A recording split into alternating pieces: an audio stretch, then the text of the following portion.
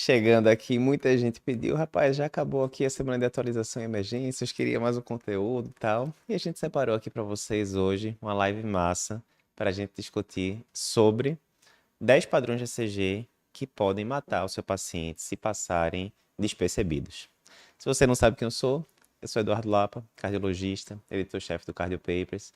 Aqui a gente ensina médicos, cardiologistas, estudantes de medicina, né, a se atualizarem em cardiologia, mesmo que eles tenham pouco tempo para estudar. E aqui eu vou fazer um pequeno panorama aqui antes. Aqui vou mostrar aqui para vocês no slide.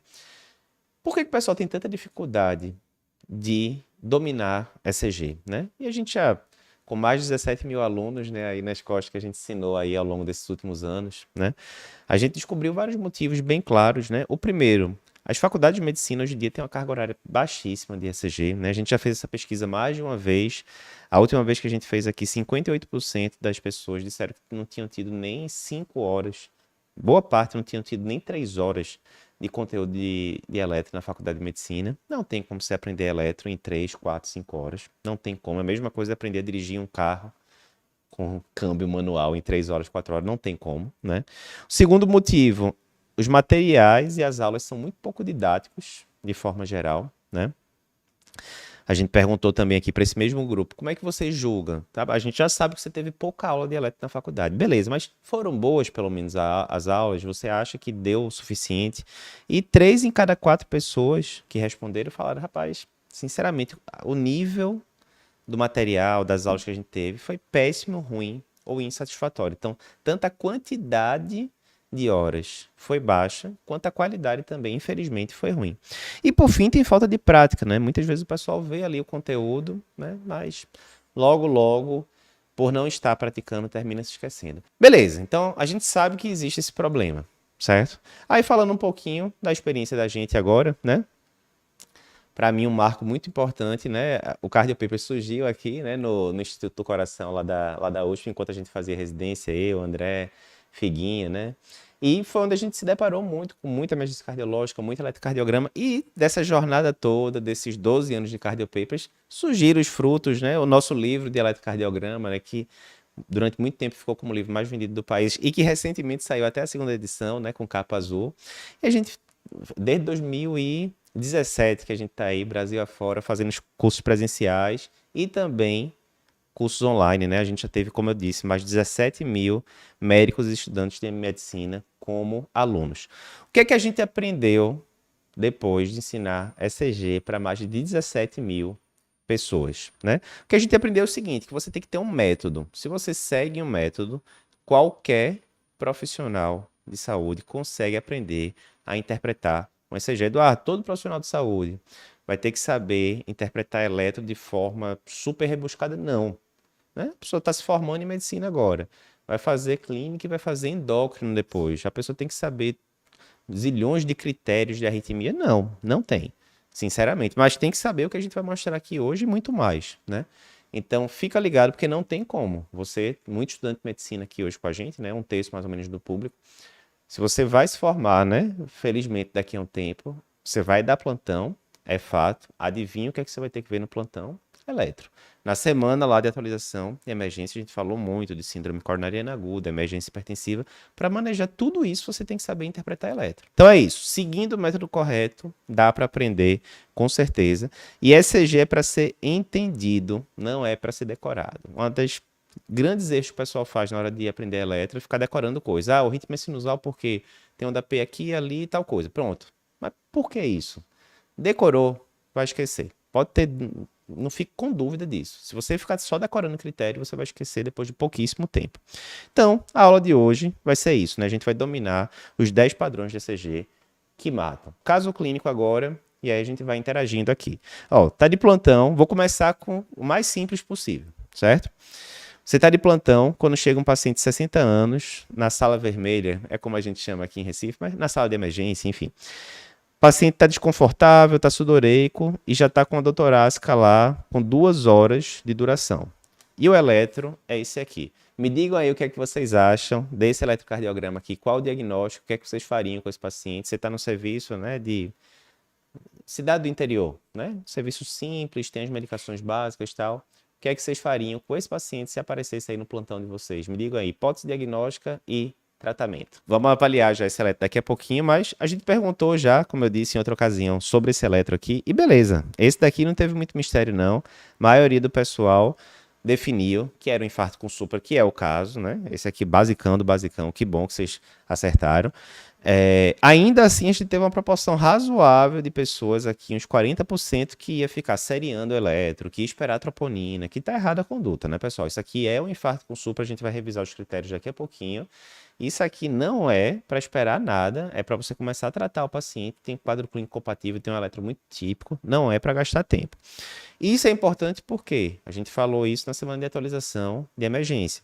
Quando você está frente ao paciente com dor torácica, você pode estar no céu, pode ser uma bobagem, pode ser uma dor musculoesquelética, bronca zero, mas pode ser uma bronca gigante, um incêndio ali, um infarto com supra que tem mortalidade alta se você não tratar o paciente.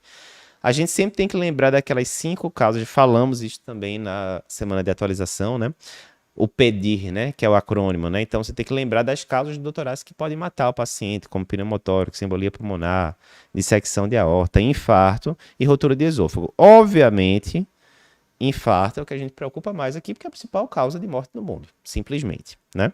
E a gente tem que lembrar que no infarto com supra, tempo é vida. Cada minuto que você atrasa o tratamento do paciente aumenta o risco de mortalidade. Tem estudo que sugere para cada 1 minuto que você demore, o paciente perde 11 dias de vida. Bronca grande, né? Então, para você dar o diagnóstico de infarto com supra, a gente vai ter 2 pilares centrais. Ah, vai ter troponina, Eduardo, aqui. Veja, na definição universal de infarto, entra dosagem de troponina, mas você não vai ficar esperando dosagem de troponina para tratar seu paciente. Você vai precisar de 2 coisas. Quadro clínico, né? Tem um quadro clínico típico, a dor torácica, paciente de 60 anos, duração 2 horas de dor, quadro clínico está compatível. E o outro é o quê? O bom e velho eletrocardiograma, que é uma pedra angular para você dar o diagnóstico de infarto com supra. Qual é o critério eletrocardiográfico, então, de infarto com supra? A gente tem que ter um supra-DST maior ou igual a 1 milímetro em pelo menos 2 derivações contíguas. Tem algumas exceções, mas aqui a gente vai ficar mais no geral mesmo. O que são 2 derivações contíguas, Eduardo? Por exemplo, se for aqui D3, AVF, D2, eles estão vendo ali uma parede só, que é a parede inferior. Se está pegando ali V1, V2, ou V2, V3 e V4, né? Enfim, são contíguas também, né? Ou parede lateral, AVL e D1. Beleza, esse daqui não tem muito mistério. Se a gente for ver aqui, o paciente tem quadro clínico compatível, tem supra-DST maior ou igual a 1 milímetro, aqui em várias derivações, V2, V3, V4, V5. Sim, temos o infarto anterior, é o infarto com supra, é a principal causa de morte no mundo, é infarto agudo do miocárdio.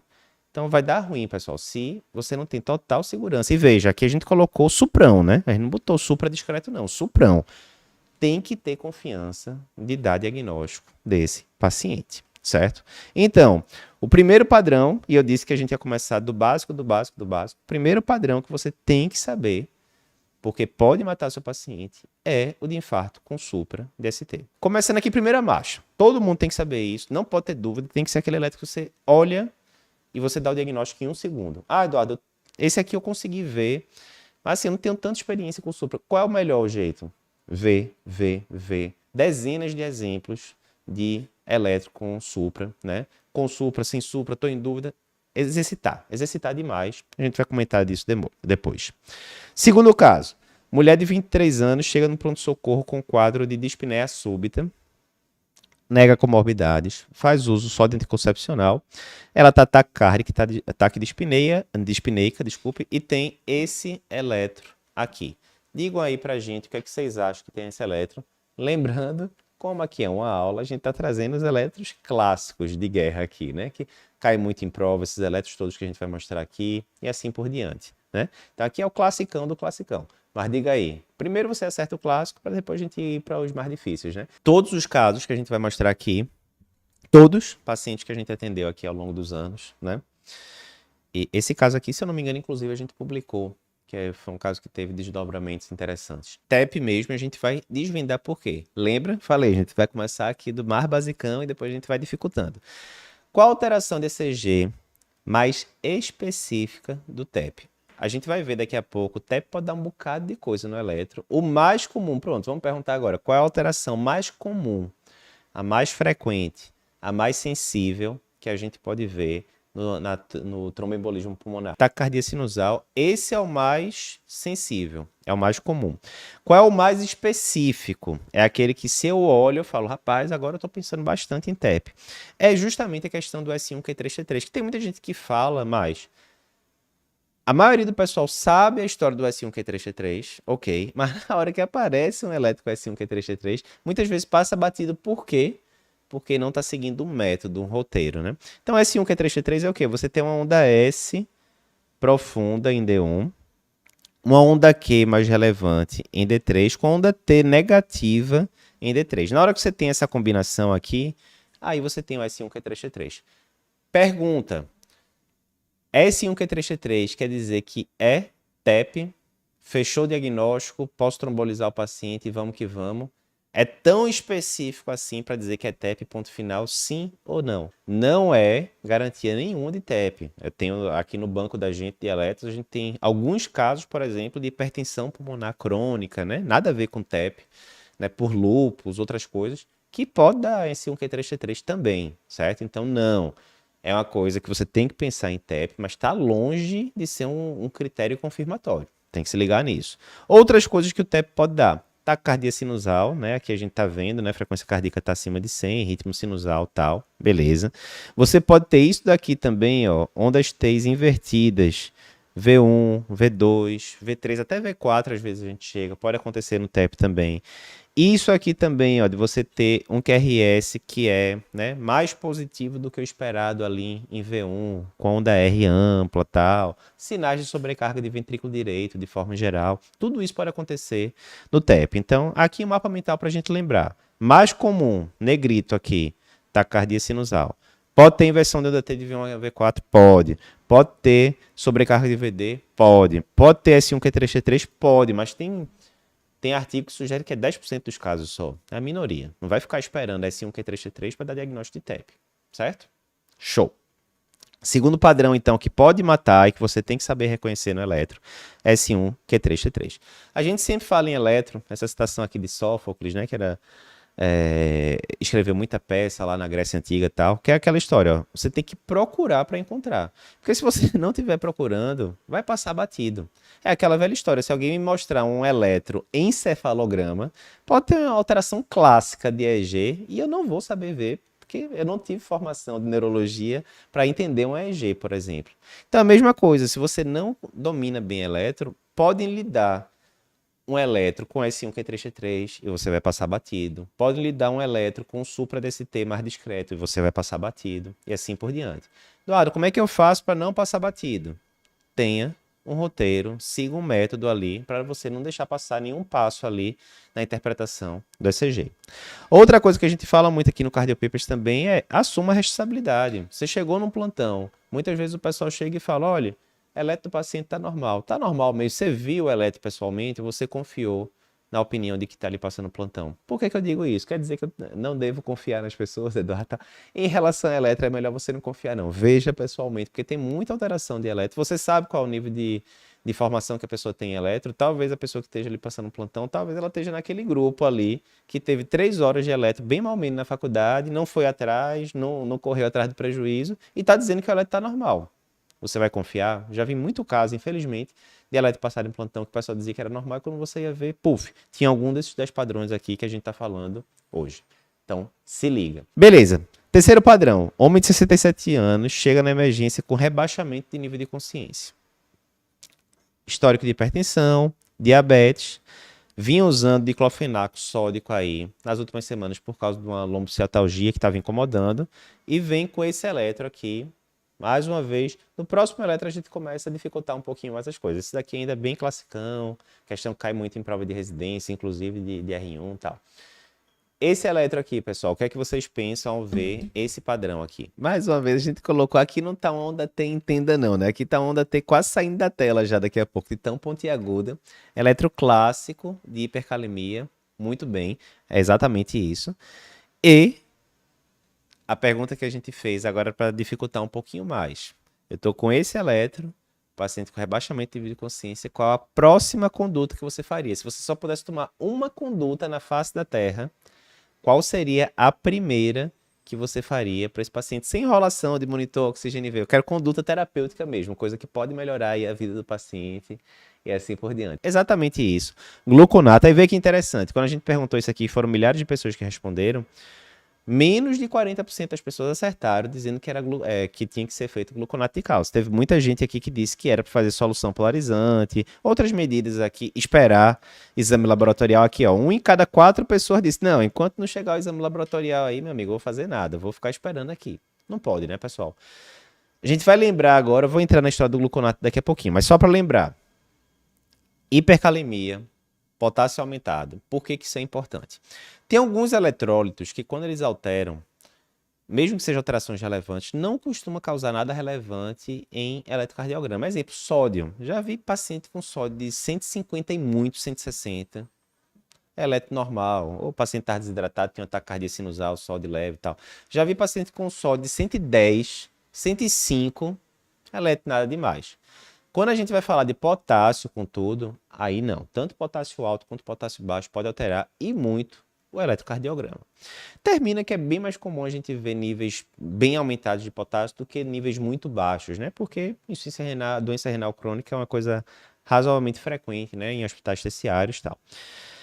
O que é que a gente tem aqui de relevante? Primeiro, o eletro normal, ele começa a se alterar, né? O limite superior de potássio varia de hospital para hospital. Tem hospital que diz que é 5,3, 5,2, 5,5. Normalmente a gente começa a ter alteração de eletro mesmo de 6 para cima.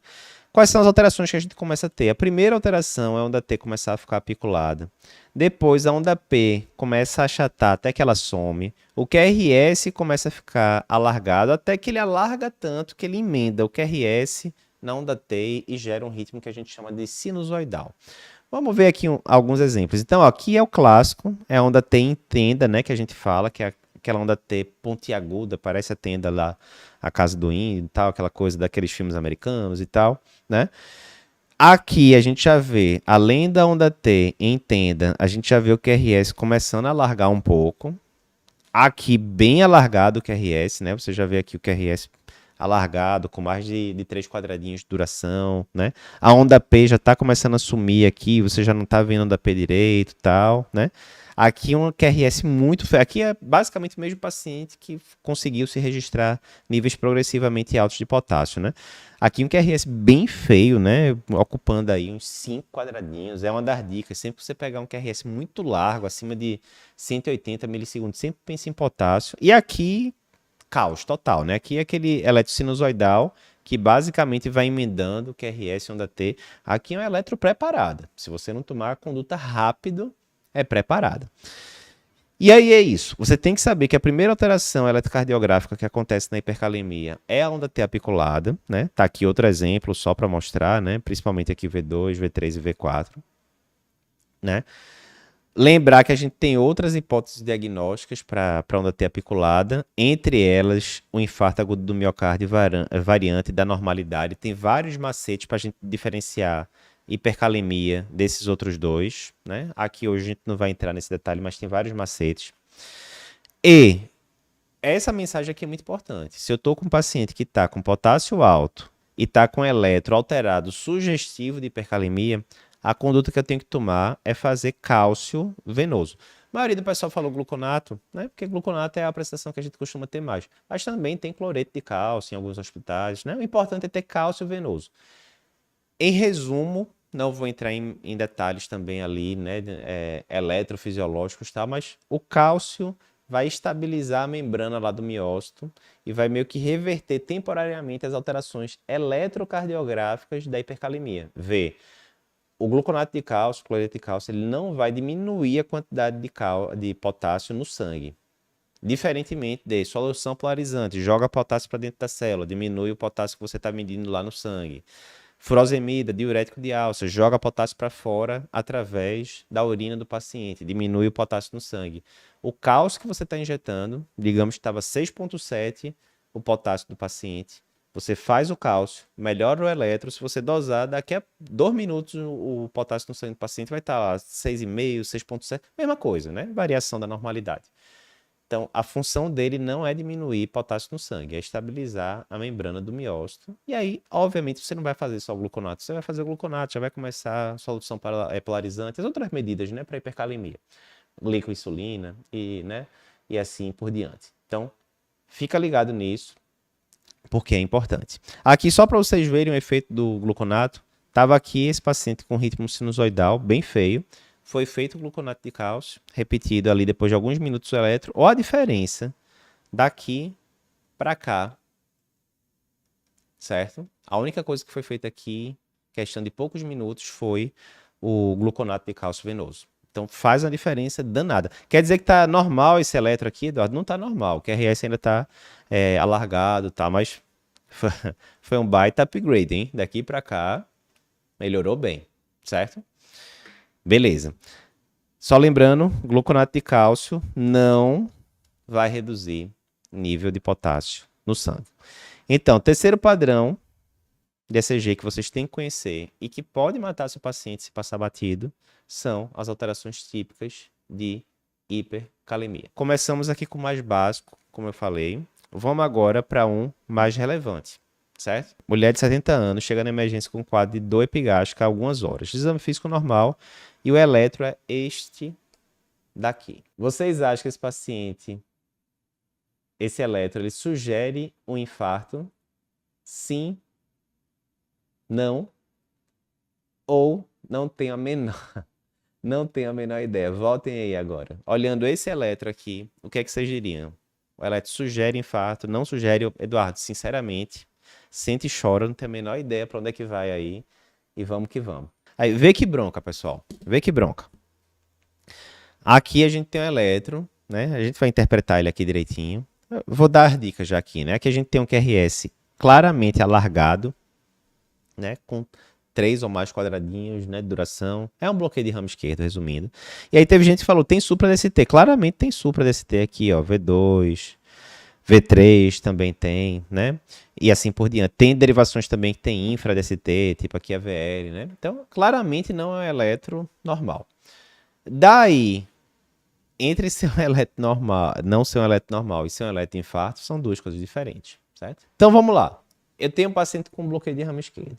O bloqueio de ramo esquerdo, per si, só por ele já pode causar supra-DST em algumas derivações. Pô, Eduardo, e agora? Como é que eu vou saber se esse supra é só do bloqueio de ramo esquerdo ou se pode ter alguma coisa a mais aí por trás? E aí teve gente que já falou aí, critérios de Esgarbosa, etc.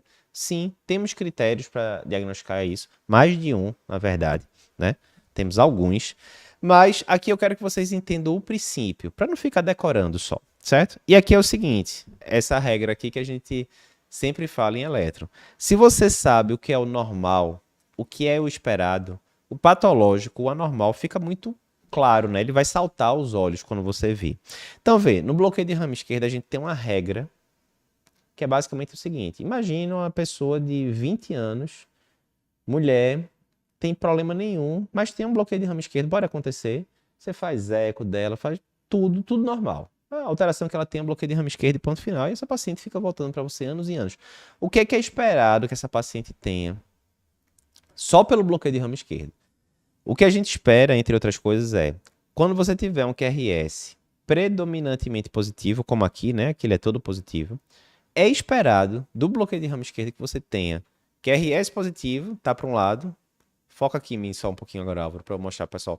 Você vai ter QRS para um lado, por exemplo, positivo, e você vai ter segmento ST e onda T para o outro lado. Exemplo, QRS positivo, você vai ter infra DST e você vai ter onda T invertida naquela derivação. E o inverso é verdadeiro. Você tem um QRS predominantemente negativo, é esperado que você tenha um segmento ST positivo, suprado, e onda T positiva, né, mais apiculada e assim por diante. Esse é o fisiológico. Vamos ver aqui, ó, nesse eletro, certo? Então, ó, exemplos. Vou pegar aqui V2, QRS predominantemente negativo. Eu vou ter o quê? O contrário no segmento ST onda T. Eu tenho onda T positiva, segmento ST positivo, né, levemente suprado. É esperado. Se eu vou para outra derivação, AVL, eu tenho QRS positivo, vou ter o quê? Infra DST e onda T negativa. E assim por diante. Vai ficar sempre um para um lado, outro para o outro, um para o lado, outro para o outro. Isso é fisiológico, é o caso desse eletro aqui, certo? Esse eletro aqui, se vocês forem ver um por um, Tá tudo de acordo com o esperado. Então, isso aqui é só do bloqueio de ramo esquerdo mesmo. O patológico vai ser quando tiver coisas concordantes. Exemplo, aqui eu tenho QRS positivo e tenho segmento ST positivo, né, soprado com onda T positiva. Ou seja, está tudo apontando para o mesmo lado. Tá estranho. Tá estranho, isso aqui sugere que tem infarto com artéria fechada por trás. Do mesmo jeito, eu tenho QRS predominantemente negativo, né? Tem uma parte positiva aqui, mas a parte negativa é muito maior. E eu tenho infra DST e tem onda T meio feiosa aqui, uma parte positiva, outra parte negativa, enfim. Mas infra DST, claramente concordando então, QRS negativo com segmento ST negativo. Estranho, não era para ter isso. Isso aqui sugere infarto também. Então, enquanto esse eletro aqui, que é o eletro do caso, é um eletro só de bloqueio de ramo esquerdo. Ou seja, esse eletro aqui não sugere infarto agudo do miocárdio. 66% das pessoas disseram que sugeria, tá errado. E 10%, coitado, o povo disse ali, ó, sente e chora, não tem a menor ideia. Acontece. Vamos que a gente vai ensinando aqui para vocês. Quer ver um eletro alterado de bloqueio de ramo esquerdo? Vamos mostrar aqui, ó. Exemplo. D2, ó. Tem o QRS predominantemente positivo e tem o supra DST e onda T positiva. Isso aqui, uma derivação só, diferente do supra de uma forma geral. Aqui no bloqueio de ramo esquerdo, uma derivação só, você já está fechando o critério de infarto. Quando eu olho, mas não está uma só não, mostra outra aqui, Eduardo, vou mostrar. V2, QRS predominantemente negativo, infra DST com onda T negativa. Outra derivação alterada. Aqui V3 também. V5 também aqui, ó, V6. QRS positivo, supra DST, onda T positivo. Enfim, então a gente tem várias derivações aqui, né? Um ano em duas só não. Várias derivações onde você está tendo concordância. QRS para um lado, ST para o mesmo lado, não era o que você esperaria. É só esse macete aqui, Eduardo, que tem para diferenciar infarto com artéria fechada no paciente com bloqueio de ramo esquerdo. Não, tem vários outros, mas mais uma vez, aqui a gente está dando aquela visão geral, né? E evitando só decorar, mas explicando, né? O que é normal, o que é alterado e assim por diante. Quarto padrão, então, que você tem que saber é esse, bloqueio de ramo esquerdo, critérios para saber que tem um infarto ali por trás.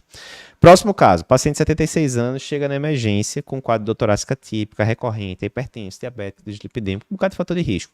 E tem esse eletrocardiograma aqui. O que é que vocês fariam com esse paciente? Paciente com dor típica, vários fatores de risco e esse eletro aqui. Comover, eu ficaria esperando troponina, tá em dúvida, acho que tem supra, acho que tem infra, diz aí o que é que vocês acham desse caso. Então, ó, a gente perguntou isso, né, o que é que o pessoal faria, né, e aí aqui quase metade do pessoal já faria logo a esclopidograma para esse paciente, a gente vai ver que não está correta essa conduta aqui não é a preconizada pela diretriz no cenário ideal. Teria gente que iria trombolizar esse paciente, tá errado também, não é para trombolizar esse paciente.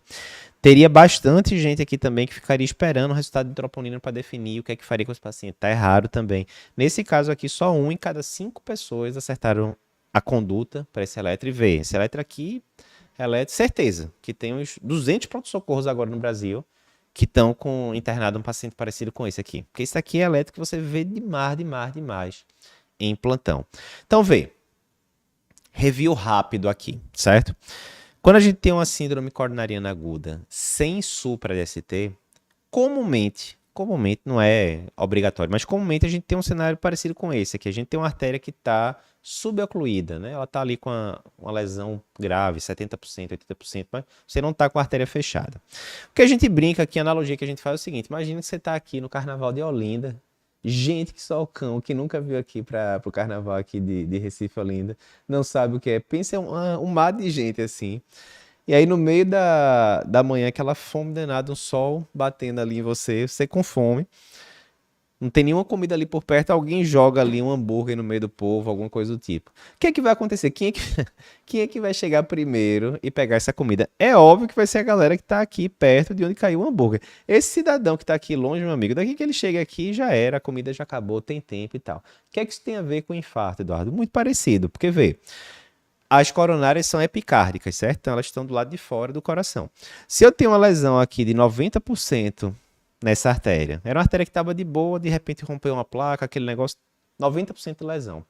Qual é o primeiro músculo que vai sofrer por falta de comida, né? Por falta de vascularização? Vai ser esse daqui que está pertinho da artéria ou vai ser esse daqui que está bem longe ali na região subendocárdica, né? E pela analogia que a gente viu agora, certamente essa parte mais interna aqui do coração, subendocárdica, vai sofrer primeiro. Então, o que acontece? Aí tem vários conceitos, né, de eletrofisiologia e tal, que a gente não vai entrar aqui agora pelo tempo mais curto, mas isso vai gerar uma diferença potencial, uma série de coisas, e isso vai gerar vetores que vão para dentro do coração e vão causar infradesnivelamento de segmento ST. Então, classicamente, quando você vê infra-DST no paciente com dor torácica, né, você tende a pensar que, provavelmente não é garantia isso, certo, pessoal? É uma regra geral. Provavelmente o paciente deve estar ali com uma lesão que não está fechando a artéria, que está causando isquemia subendocárdica, assim por diante. Mas aqui nesse caso, a gente não tem infra em uma derivação só, não. A gente tem uma, duas, três, quatro, cinco, seis, sete, enfim, em várias derivações. Para piorar, a gente ainda tem discreto, mas tem um suprinho aqui em AVR, né? E aí, esse padrão, geralmente, ele significa que tem uma isquemia naquela partezinha interna do coração, na parte subendocárdica, mas que está pegando o ventrículo esquerdo quase todo, né? Uma isquemia subendocárdica difusa. Pô, Eduardo, aqui eu queria que você explicasse mais detalhe e tal. Aqui a gente escolheu deliberadamente para fazer uma explicação mais curta mesmo, né? Para dar muito padrão diferente para vocês verem, bater o olho e já saber. Mas se você quiser aprofundar mais nisso, digita depois aí no YouTube. Agora não. Digita aí depois no YouTube.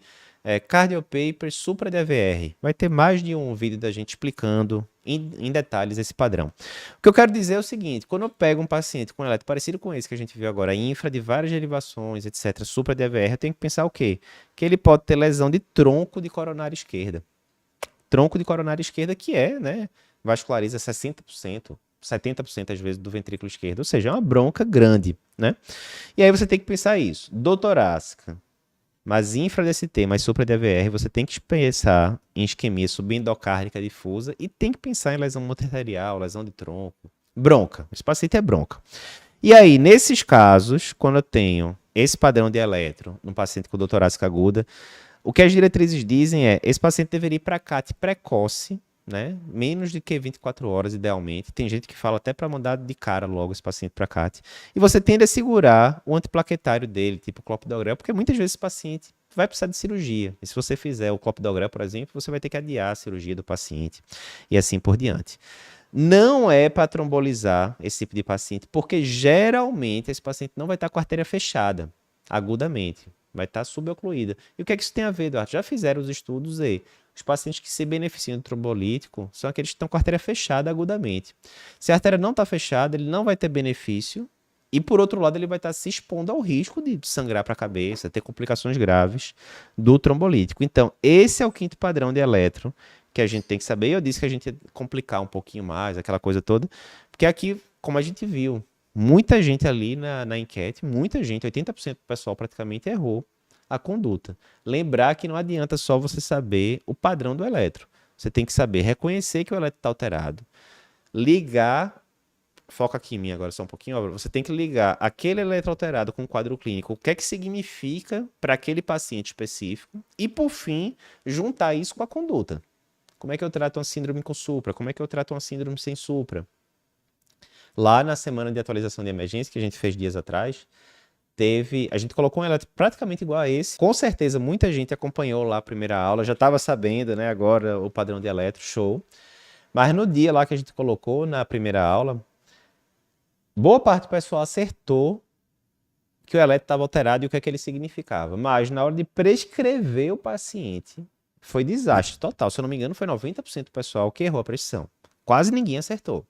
E aí, que bronca, né? Porque, em última instância, o elétron é uma ferramenta diagnóstica.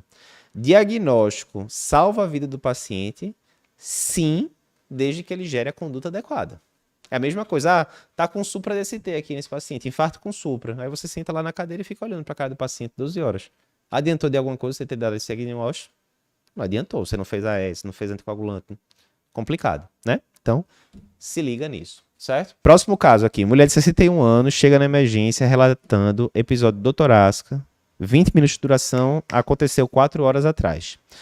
Agora está de boa no hospital. E tem esse eletro aqui. Esse eletro que a gente já repetiu ao longo desses últimos anos. Sei lá, umas 100 vezes nas redes sociais da gente. Stories, aulas e tal. Mas Vamos ficar repetindo aqui até 100% da galera acertar, porque esse padrão aqui, muita gente erra. Todo mundo vai aprender a ver síndrome de Wellens, quer acompanhar a gente, porque não pode deixar passar batido, pessoal. Eu tenho um trauma de síndrome de Wellens porque caiu na minha prova de cardiologia lá do sétimo período, oitavo. Eu tô ficando velho agora, não me lembro mais qual foi o período. E quase todo mundo da sala errou também. Caiu um eletro muito parecido com o I. Eu errei, um bocado de gente errou. Pronto, depois dessa eu não erro mais não. Então, ó, vamos lá.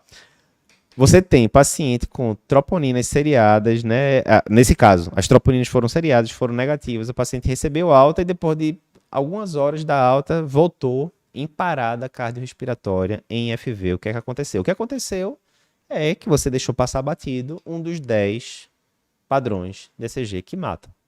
É isso que aconteceu, né? Um dos grandes medos que todo mundo tem quando começa a dar plantão, todo mundo, eu tive também esse mesmo medo, é justamente isso, rapaz.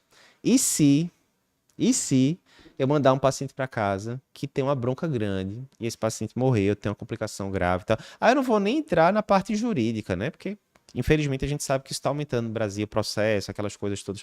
Não vou nem dizer isso, não. Digamos que por algum passe de mágica alguém lhe dissesse, você nunca vai ser processado, tal, alguma coisa hipotética que não tem como garantir isso.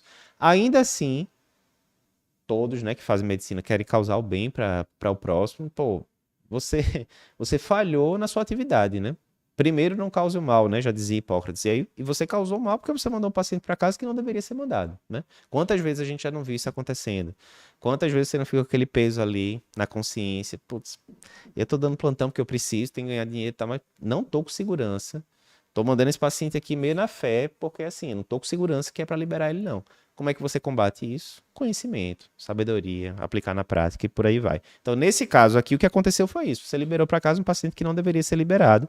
E aí, lembrando de Sófocles, né? Se você não procurar, se você não souber o que você está procurando, ferrou. Você vai deixar passar batido um bocado de coisa, né? E a gente vai ver vários outros exemplos. Stephen King tem uma palavra muito boa também, uma frase muito boa que é esse, ó.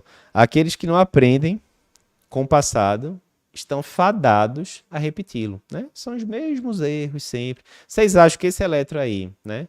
Que eu errei na época da graduação, que muita gente erra todos os dias. Vocês acham quantos milhares e milhares de médicos já não erraram esse eletro? Né? Incontáveis. Quantos vão continuar errando se não buscarem a formação adequada, porque a faculdade certamente não vai ensinar esse padrão de eletro. Vai continuar errando, né? Então, voltando aqui, certo? Isso daqui é foto do artigo original, lá de 1982, enfim, que foi quando o pessoal viu esse padrão, né? Que a gente tem onda T, que é positiva e depois é negativa, né? Vou dar o zoom aqui, ó, para vocês verem. Ó, ela tem uma parte positiva e depois uma parte negativa, né? Não é o esperado, né? Normalmente a onda T é só positivo, só negativo, né? Eles viram que esses pacientes que chegavam na época, começo da década de 80, esse aí eu não tinha nem nascido ainda, eu sou de 83, não tinha nem nascido. O pessoal via que esses pacientes que chegavam com esse padrão de eletro, né, com dor torácica, naquela época os exames que tinham para ver, né, TGO, se tinha infarto, tudo normal. Eles viam que esses pacientes evoluíam super mal, né? 75% dos pacientes que não iam para CAT logo evoluíam super mal, ou infartava a parede anterior, ou tinha morte súbita, enfim. E aí criou-se a síndrome de Wellens, né? O Wellens era um dos autores, ele até era um holandês, faleceu alguns anos atrás, já bem idoso. E aí a gente tem dois tipos de síndrome, o comum de síndrome de Wellens, né? Que é esse padrão que a gente tá vendo aqui, V2, V3 e tal, né? Onde a onda T fica positiva e depois fica negativa. Eles viam que boa parte dos pacientes tinham esse padrão aqui, ó, quando iam para o CAT, isso aqui é a descendente anterior do paciente, né, que das três, DA, CX, CD, é a artéria que tem uma área de vascularização maior. Isso aqui é uma lesão gravíssima que esse paciente tem aqui. Pô, Eduardo, eu não estou tão acostumado com CAT, não. Mas vê, ó, depois que abriu a artéria, eu acho que fica claro, botou stent, né, acho que fica meio claro que o negócio ali tava feio. Então, é muito comum esse tipo de paciente ter lesão gravíssima ali na descendente anterior. Muito comum. E você mandando para casa, muitas vezes acontece o quê? Aqui tá passando um filetinho de sangue, termina de fechar aqui essa artéria, e aí o paciente faz um supra, um DST, né? Pode ter morte súbita, principal causa de morte no mundo, aquele negócio. Aqui é um resumão, né, do que é a síndrome de Wellens, dor torácica aguda, geralmente com marcadores negativos, não tem supra relevante, e tem dois padrões, certo? Vou mostrar já daqui a pouquinho. Aqui a moral da história é, eu tenho que mandar esse paciente para CAT rápido e eu não vou trombolizar também, porque normalmente essa artéria não está fechada. ela está subocluída, né? Terminei cortando aqui, mas resumindo, a gente tem dois padrões. A gente tem esse padrão que eu falei aqui, que é da onda T plus minus, né, positivo e negativo, e também tem da onda T bem negativa, simétrica. A gente está fazendo uma abordagem realmente mais por cima, né? Então, sexto padrão que você tem que saber que pode matar seu paciente, o padrão de síndrome de Wellens. Mulher de 56 anos é trazida para emergência com quadro de cefaleia intensa e súbita, chega torporosa na sala de emergência e tem esse ECG aqui. O que é que vocês pensam? O que é que chama atenção aqui nesse eletro? Várias coisas, né? Mas assim, o mais grosseiro, né? Não tem como não pensar nisso. A gente tem onda T invertida, negativa, muito profunda, né? Aqui a gente tem o quê? Ó, um quadradão, dois quadradões, três... Aqui uns 17 milímetros, né? Para baixo aqui, onda T. Chama muita atenção. A gente também tem intervalo QT bem aumentado aqui. Se você for ver, a onda T quase que acaba no QRS seguinte, né? Eletro bem alterado. E aqui a gente tem que... Primeiro conceito que a gente tem que saber. Onda T negativa gigante. Essa daqui é aquela onda T que ela tem mais do que 10 milímetros ou 10 quadradinhos de profundidade. A gente sempre tem que pensar, muita gente falou, perfeito, a gente sempre tem que pensar em AVC hemorrágico, hipertensão intracraniana e tal. Mas só AVCH causa isso? Não, certo? Aqui, por exemplo, teve alguém que colocou aí, né? Isquemia subendocárdica e tal. Vê esse eletro como é parecido com aquele anterior. Onda T invertida, simétrica, bem negativa, intervalo QT aumentado, muito parecido, correto? Isso aqui tinha nada a ver com AVC, isso aqui era um caso de infarto agudo do miocárdio. Pô, Eduardo, mas aí fica complicado, né? Como é que eu ia diferenciar uma coisa da outra? Pois é, o eletro ele não chega voando assim, pá, cai no seu colo e pronto. O eletro faz parte de um contexto clínico. Então, aqui, esse contexto clínico era paciente torporoso, cefaleia, etc, etc. Aqui, era paciente com dor torácica típica e tal, né? Então, os eletros podem até parecer alguma coisa ali em certa instância, mas o quadro clínico é muito distinto, né? Outro exemplo aqui, ó, paciente com miocardiopatia hipertrófica, né, que é uma cardiomiopatia, né, de cunho hereditário e tal. Quando a gente vai ver aqui, ó, onda T também negativa, bem profunda e tal, cardiomiopatia hipertrófica. A VCI pode causar, Eduardo? Pode. Eu publiquei um caso anos atrás da UTI, que eu era diarista lá com o Galego. Paciente que operou a estenose aórtica no pós-operatório evoluiu com a VCI, fez onda T negativa gigante também. Então tem várias causas, mas sempre tem que pensar no AVC hemorrágico, certamente, certo? Beleza, então sétimo padrão de eletro que mata, onda T invertida gigante no AVCH, importante isso, certo? Próximo caso, homem de 73 anos, antecedente de câncer de pulmão, que chega na emergência com dispneia, os mínimos esforços, hipotensão e esse eletro. O que é que vocês acham desse eletro aí? Primeiro, né, aquela visão de águia ali. Eu gosto muito dessa analogia da visão de águia, que é aquele negócio de você olhar meio que distante, né? Se você olhar aqui, vou até me afastar aqui do microfone. Se você olha aqui meio distante, de longe, você já, rapaz, esse eletro aqui tá meio estranho, né? Tá tudo muito pequeno aqui e tal. Será que a voltagem tá errada? Aí você vê, não, aqui tá voltagem normal, né? N, não tá N sobre 2, nada do tipo. Estranho, por que tá tão pequeno aqui? E aí aqui a gente tem que saber esse conceito de swinging heart, certo? Swinging heart seria o quê? Seria o coração dançante, não é swimming heart, né? Que tem muita gente que acha que é swimming heart, que é o coração que tá nadando. Não, swing era aquela dança, né, de jazz que o pessoal fazia ali década de 20, 30 nos Estados Unidos e tal.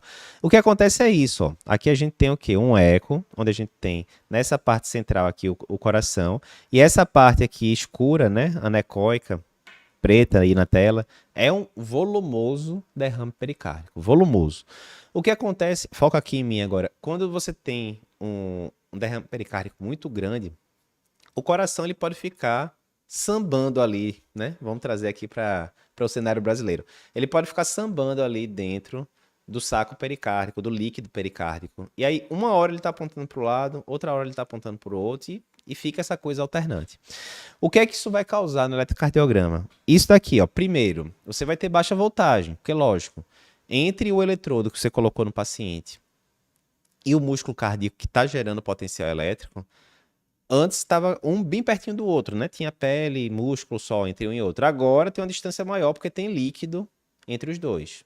Então, diminuiu a voltagem. Além disso, você pode ter isso daqui, ó. Você pode ter, ó, aqui, em V5, por exemplo, QRS positivo, aqui um QRS meio ISO. Aí depois, QRS positivo, na sequência tem um QRS meio ISO. Aqui em V2, mesma coisa, ó, QRS negativo, depois um QRS menos negativo, um QRS mais negativo, menos negativo, ou seja, tá sambando ali dentro do líquido pericárdico o coração, e com isso o QRS fica de um batimento para o outro, que normalmente é bem parecido, tá variando, né? Então, esse padrão aqui a gente tem que saber que é o padrão onde a gente tem baixa voltagem, né? E o swing heart ali no tamponamento cardíaco, né? Da alternância elétrica, o QRS variando de voltagem de batimento para o outro, certo? Outro, paciente idoso, é admitido com tosse produtiva, diarreia, o exame físico está desidratado, desorientado e faz esse eletro. Aqui, o que é que chama atenção nesse eletro? Tem várias coisas que chamam atenção. Várias coisas. Então, de fato, né? Aqui a gente tem onda T invertida, em várias derivações, sem dúvida. A gente tem QT aumentado também. Pô, não sei ver intervalo QT, vamos falar daqui a pouquinho, fica tranquilo. Mas tem um bocado de alteração. O que é que poderia justificar um paciente com diarreia, desidratado, tá com onda T invertida, tá com QT aumentado? É um caso de hipocalemia mesmo, né? Falamos de hipercalemia lá no começo. Vamos falar aqui de hipocalemia agora, como o pessoal falou, mas o foco aqui não é nem o potássio, né? Potássio baixo é uma das causas, né, de QT aumentado, etc. A gente perguntou aqui, na época, pro pessoal, né, que arritmia esse paciente estaria predisposto a ter, né? E muita gente foi dizendo, ó, a galera disse aqui não tem a menor ideia, né? E resumindo, a resposta correta aqui é o verdinho aqui, é ataque cardíaco ventricular polimórfico, que a gente vai falar daqui a pouco, e que, né, 1 em 6, 1 em 7 pessoas só acertaram.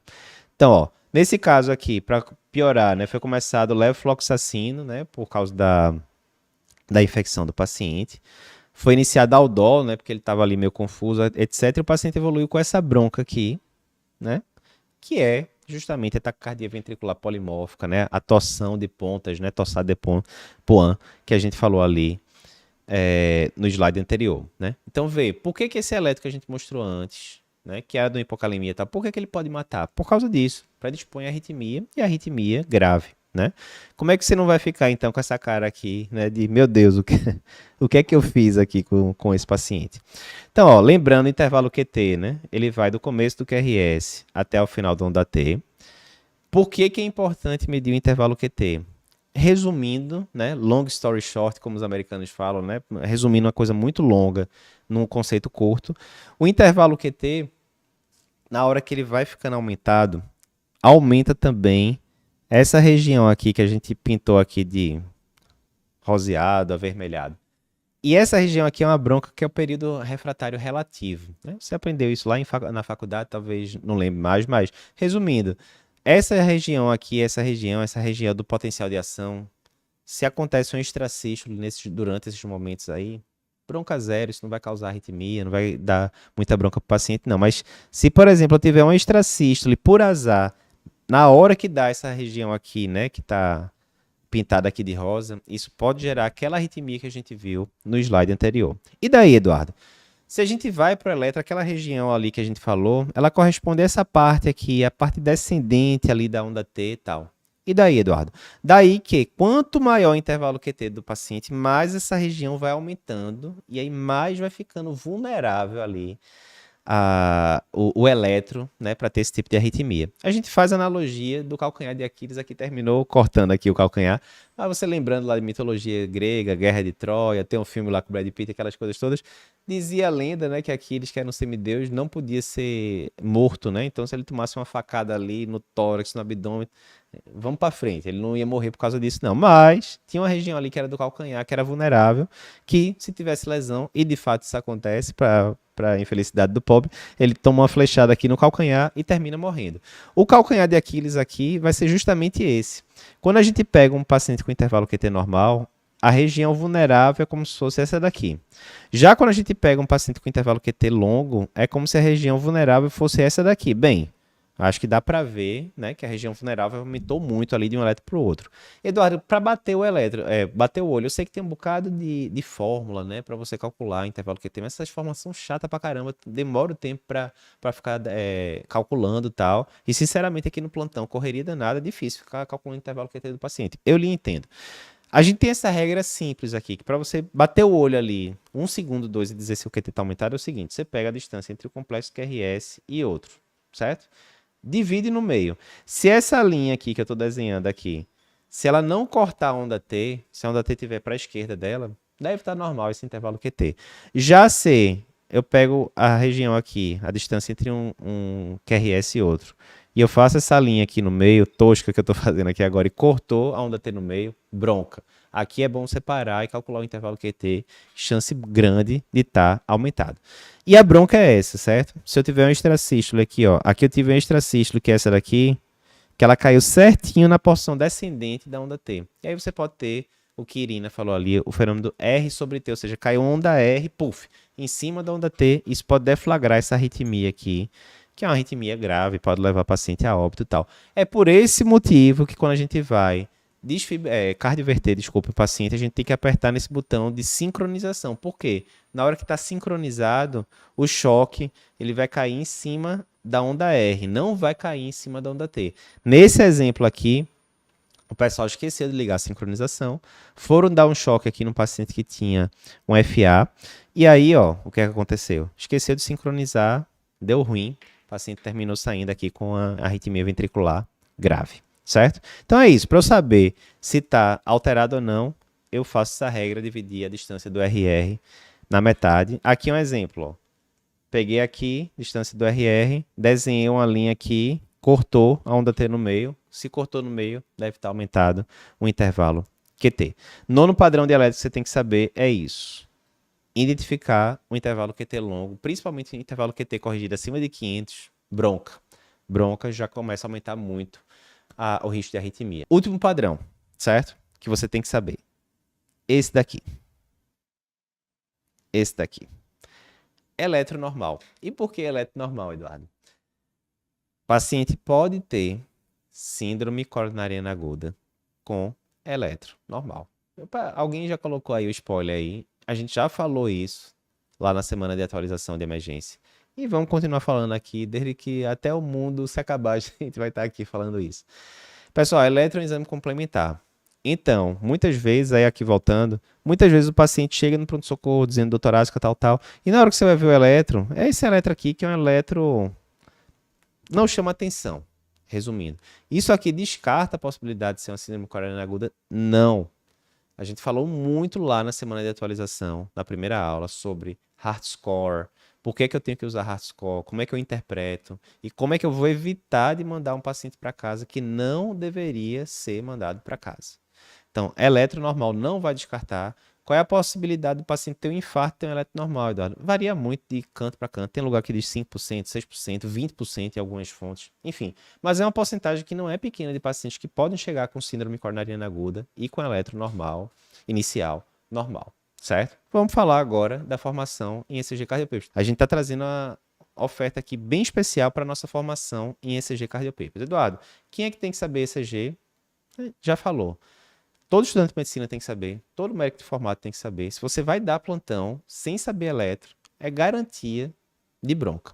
Então, a nossa formação em ECG, como a gente já falou, ela já treinou aí mais de 17 mil médicos e estudantes de medicina para interpretar um ECG de forma adequada. Ela é dividida em 3 partes. Primeiro, não tem como você saber eletro alterado sem você saber ECG normal. Não tem como. Isso é erro de muito livro, de muito curso de eletro. Quer falar ali rapidamente eletro normal e já ir para eletro alterado. Vai dar ruim.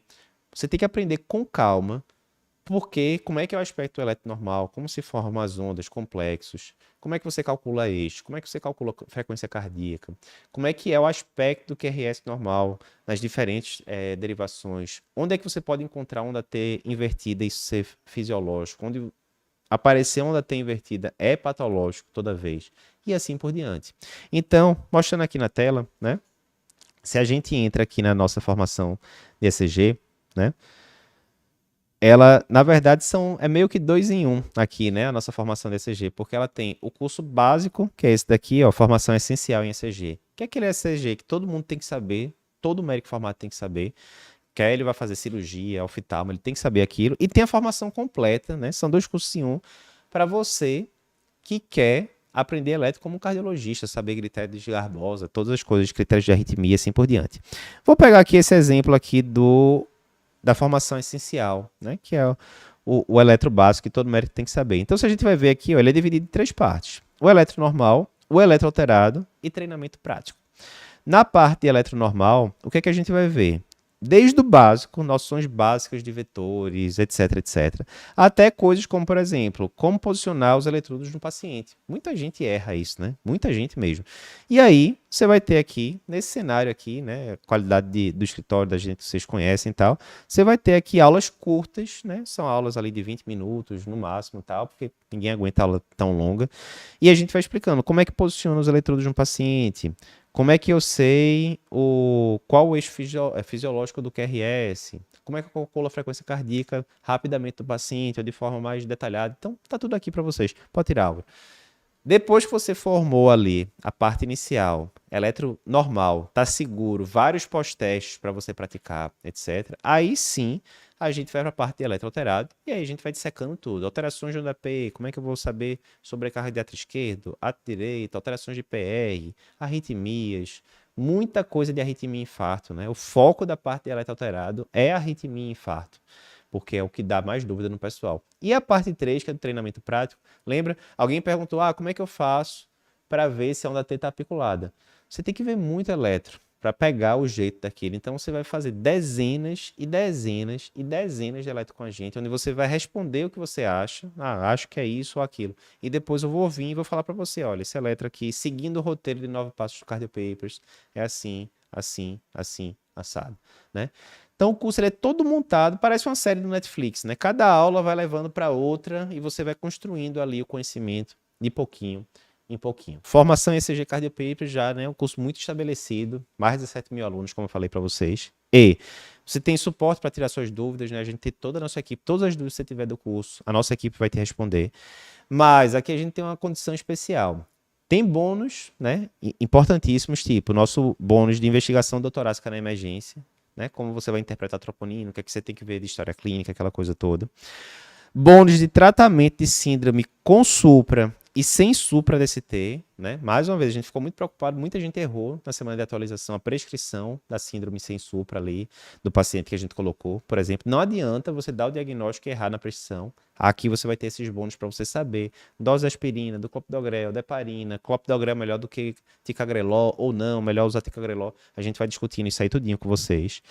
Custo de marca-passo na emergência, a gente fala de marca-passo transcutâneo, marca-passo transvenoso. Por quê? Você fazendo o curso elétrico, você vai ter a segurança de diagnosticar as bradiarritmias mais graves e dizer, esse paciente precisa do marca-passo. Você sabe passar o marca-passo, você sabe regular o marca-passo. A gente explica isso para você. E aí, notícia boa. Normalmente o curso custa R$ 1.297, mas estamos aqui com descontão de R$ 500 e o curso está ficando por R$ 797. Em breve, muito em breve, a gente vai ter novidades aí no curso de eletro, que todo mundo que tiver matriculado vai receber. E já adianto aqui que em breve o preço do curso de eletro vai subir. Então aqui a gente está na leva final desse preço aqui de 797. 7 dias de garantia. Então, se você está com alguma dúvida, pode se inscrever. Você consome o conteúdo do curso. Não achou o melhor curso da face da terra que você podia ter acesso de eletro, manda um e-mail para a gente e entre em contato que nos primeiros 7 dias que a gente devolve 100% do valor. A avaliação dos cursos Cardio Papers é sempre altíssima, né? Sempre muito alta. A gente fica bem orgulhoso do feedback dos alunos, né? E você, forma de pagamento, tem cartão de crédito, boleto, Pix, PayPal, várias formas de pagamento diferentes, né? Então, tá aí o link da formação em ECG do Cardio Papers, né? Mais uma vez, formação muito completa. O que você precisa saber para estar tranquilo de eletro, a assistência da equipe da gente e todos esses bônus que a gente já comentou, certo? Qualquer dúvida adicional que vocês tenham, pode mandar para o suporte da gente está aqui para ajudar vocês, né? Não é 24 horas por dia, mas amanhã o dia inteiro também o pessoal vai estar aí, né? Qualquer dúvida, quem é aluno já que tiver qualquer dúvida, manda aí que a gente vai orientando vocês em casos individuais, um a um ali também. E é isso. Pessoal, obrigado pela presença aqui e qualquer dúvida é só mandar para a gente nas redes sociais, Instagram e assim por diante.